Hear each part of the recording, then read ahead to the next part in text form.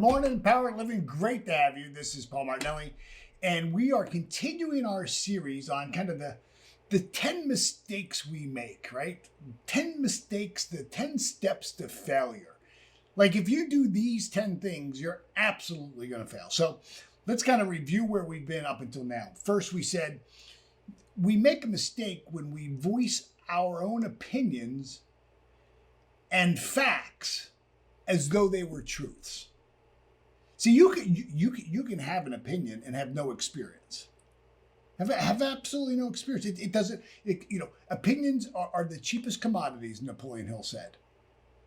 Now, you can have facts where there is a result, right? There's an experience and there's a fact. Maybe a fact for certainly at one point in my life there was a fact that I wasn't really good at school. I had test scores that showed that as a fact.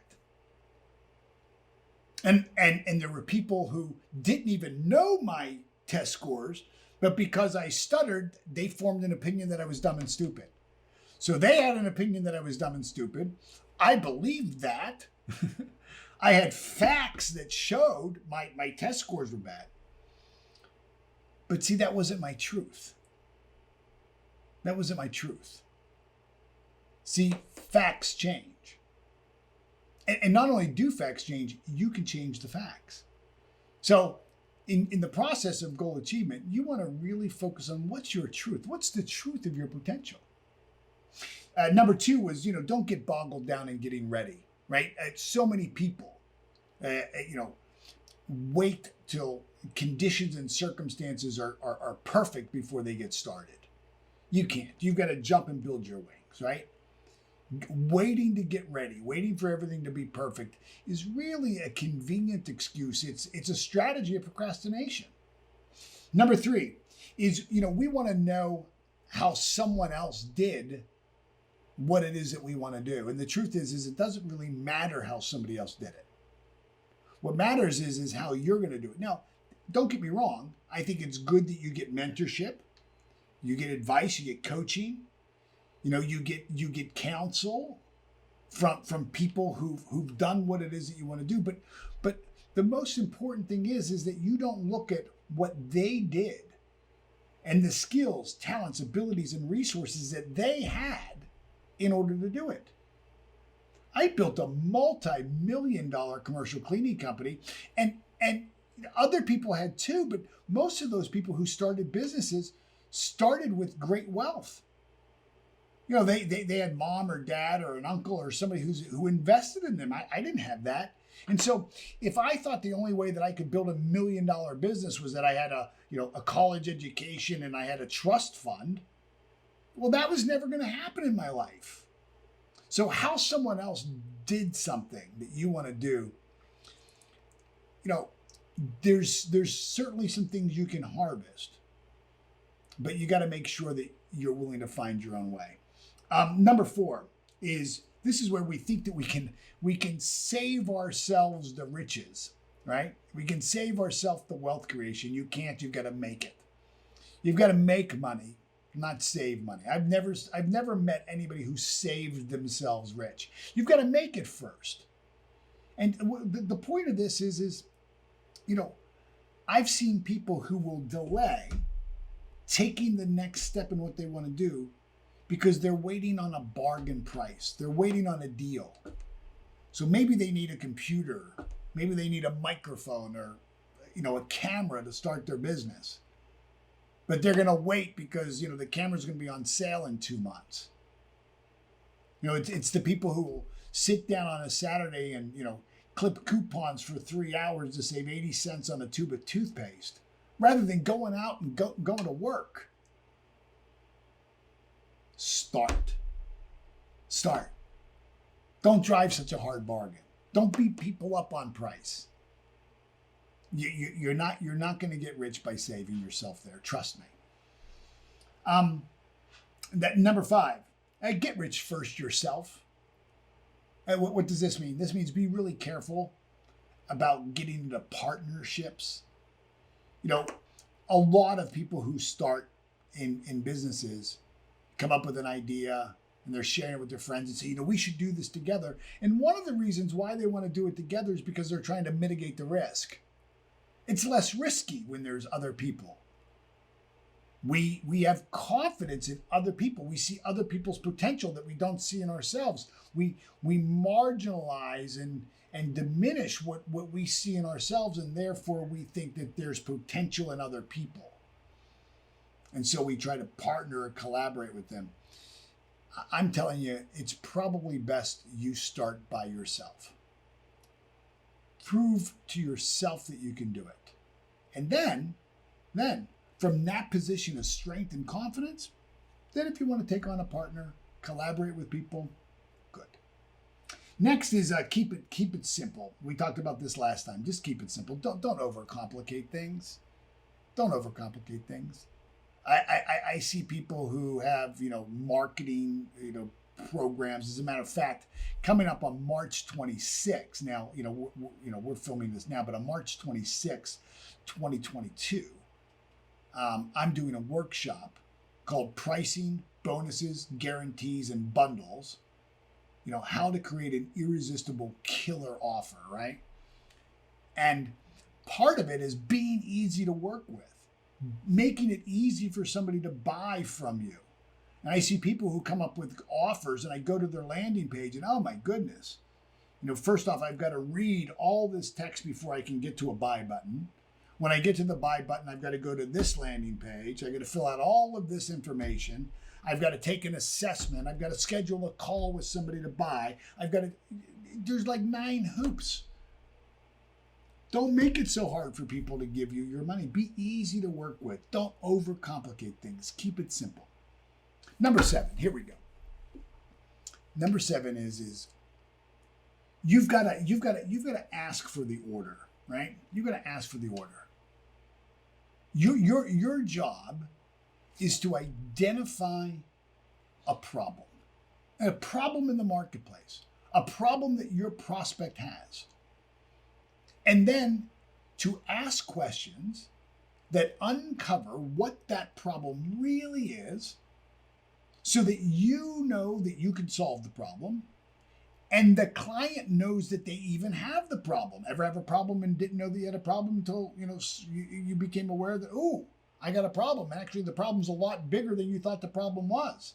The problem was kind of germinating for a while, and you just became aware of it. It's kind of like you wake up one morning and your tooth hurts so bad, and you didn't know that you had a cavity, and now you're getting a root canal. Right? You didn't know you had the problem. And so your job is to create a solution that solves a problem, to discover and have discovery questions that uncover what that problem really is, so that you know you can solve it, the client knows that they have it, and then your job is to ask for the order. I can't tell you the number of times I've listened to salespeople's calls where I'm listening to the recording of the call and I'm saying, ask them to buy, ask them to buy, ask them to buy, ask them to buy. The prospect is asking, buying, well, how soon can we get started? How much does this cost?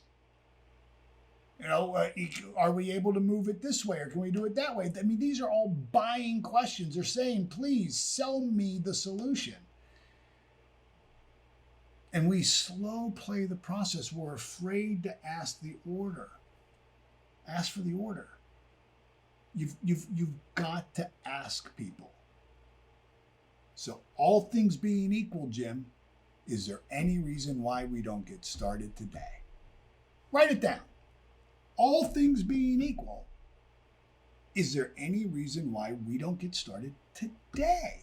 Like right now, is there any reason why, based on everything that we talked about, based on what your problem is, based on the solution that I have, based on the pricing, based on the timeline, is there any reason why we don't get started today? Great question to ask. And you know what? If you're really guiding somebody through a really well-defined sales process, you'll be amazed at how many people say, well, No reason. Let's go. Let's get started. Great. Congratulations. Let's get you started right now. Do you want to pay by credit card? You want to wire the money? How do you want this to process? And get them started. And my goodness, if you don't have a sales process, make sure you reach out to me and get our sales program. It is epic. It is epic. It will give you all the strategies, all the tools, all the scripts that you need, and all the language patterns you need to have the certainty and the confidence to ask for the order. Let's do one more. Number 8 is you've got to find out what your distractions are. You've got to find out. You know, I'm on an audio book right now. What is it called? Stolen Focus by Johann Hari, JohannHari. Stolen Focus. Good book. And basically, it's a book about distractions and how certainly like the iPhone and all the apps in it are programmed to distract you. They're fighting for screen time. Facebook is fighting for every second of your time. YouTube, Twitter, TikTok, LinkedIn, they're all fighting, and they've built algorithms to keep you engaged on their platform, to distract you, to pull you away from your focus. And so you have to find out who are your time vampires. What are your time vampires? And you got to look at the things that are, just an incredible waste of time. And to the degree that you can afford to implement processes and systems and tools and people to remove distractions from your life, do it. My friend Sarah Priest has a fantastic company that sells men's clothing. And twice a year, Sarah calls me up, asks me what I'm interested in, what I might be looking for, fall or summer. I tell her, she sends me over, a digital catalog. I pick a few things. We schedule a date. She flies down. She brings 10 pairs of pants, 10 suit jackets, 10 shirts, 10 belts, 10 everything. I pick out what I want. She goes, gets it all altered. She takes everything I don't want away, and it's done. I use a company called Shipt for grocery shopping. I don't go to the grocery store. Now, sometimes I do go to the grocery store. Sometimes I enjoy going to the grocery store. Sometimes it's therapeutic, and I enjoy it. But most of the time, I find it to be a distraction. And so I have those delivered. I have a mobile car wash. The guy comes to the house, cleans the car outside. I don't take the car to the car wash and sit there for an hour. What a horrendous waste of time. I manage my time in 15-minute blocks of time. There's 4 15-minute blocks to an hour. And so when somebody wants to schedule a call, say, let's jump on a call, we'll schedule a call for an hour. For an hour? No way are we scheduling a call for an hour. I don't know what you want to talk about. World peace? I mean, maybe we'll talk about it for an hour, but I find that we can get most things done in 15 minutes if we're really on purpose. Anybody who's worked with me knows that for any call that I have, there's a call sheet that the other person fills out before the call, and that I get the night before that call.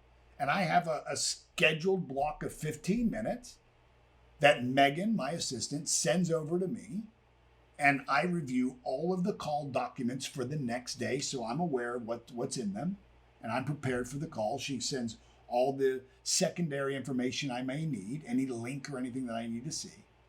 But it keeps the call on focus.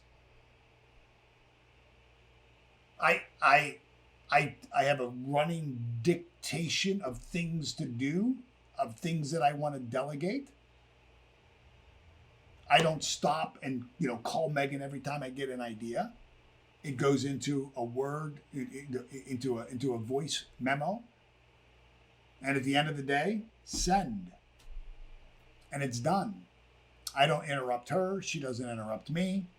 And then we have a block of time once a week for 15 minutes where she asks questions if she needs it. Now, if it's urgent, then she'll come talk to me. I almost never reply to text messages. I mean, it frustrates my family for sure. Because, most people are programmed that, when the phone dings, then you've got to jump and you've got to, no. I understand it's important for the person who may be texting me, but I've got an agenda. I've got to drive my agenda. If I don't drive my agenda, who's going to drive your agenda? Who's going to make sure that you're productive and not busy? That you're effective and efficient and not busy? Because you can be busy and not be productive. You can be busy and not be effective. You can be busy and not be efficient. And most people are very busy, but maybe not so productive, effective, and efficient. I'm a pretty effective, efficient guy. I do TikTok. I have a TikTok channel. And we typically do TikToks once a week. It's a scheduled 90 minutes. And what I have is I've got 90 minutes to go through the review, kind of talking points of what I'm going to do for each TikTok. We record 10 at a time. And so I've got about an hour to prepare 10 kind of talking points and scripts. While I'm working on what I'm going to say, Kiona moves around my house. She sets up the shot. She picks out what shirt I'm going to wear at each different shot in the house, the order in which I'm going to do them. And then we walk through my house with me kind of changing shirts, changing pants, boom, boom, boom, boom, boom, boom, boom, boom, boom, and we do them. And in 90 minutes, it's done. And then I never see them again until I happen to catch them on TikTok. She takes them and she does everything. Uploads them, edits, puts the music in, manages the comments, all of it. You've got to identify what is sucking the lifeblood out of you. What drains you? Because you could be working on something really, really intense. You could be having a great day, and then somebody texts you with just some garbage that just sucks your energy, that brings you down. I never answer my phone if a name of somebody who's in my contacts isn't on the screen. And even then, I don't answer it most of the time. There's only 2 or 3 people that I will take a call from, because I know those people won't be calling me unless there's something, important, or they're of high priority. If my wife Holly calls, I'm answering the phone. I don't care what's going on. But I also know that Holly's not going to call me, to give me an update on, the cookies she's making, right? Unless maybe they're really good and they're ready and they're hot and they're warm. Maybe she thought I want some. But you understand what I'm saying. But how many times does, you get interrupted? People just calling you. They're on a break, so they thought they'd call you.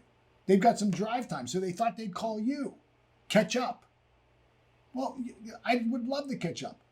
Email Megan, schedule a time, and I have time in my schedule for personal calls to catch up with people. I want to stay connected to my family and friends, but I can't be ambushed, and you can't be either. If you don't manage this, oh my goodness, it is certainly one of the steps to failure. So we are on number 8. Here's what we're going to do. On the next in the series, we're going to do number 9 and number 10, and I'm going to give you a bonus one. So there's 11. So I've got 3 more for you. And also, don't forget, there is a full day workshop, March 26th.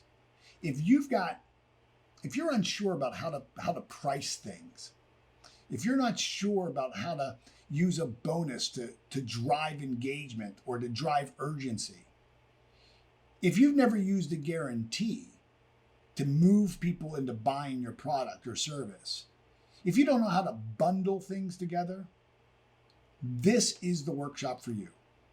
Pricing, bonuses, guarantees, and bundles. It's how to create an irresistible offer that sells itself. Sometimes an offer is just so good, You can't pass it up. But there's a science in dynamic pricing.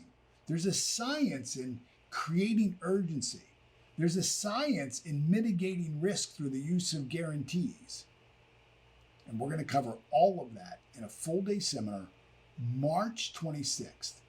So make sure you enroll. I think there's probably a link in the comments below. Make sure you sign up for this.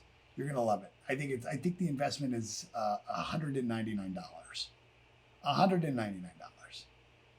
If you learn one strategy that leads you to one sale, this will pay for itself.